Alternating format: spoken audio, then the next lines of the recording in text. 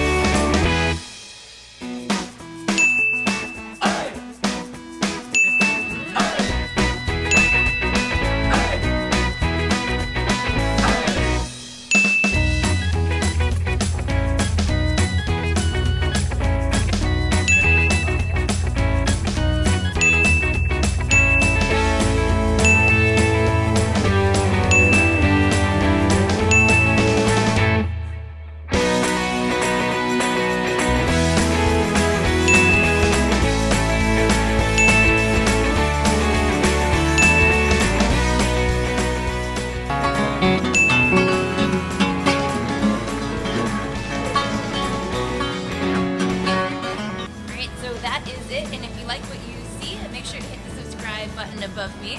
And next week we're going to be highlighting the most amount of Winnipeggers in one day posing with the Golden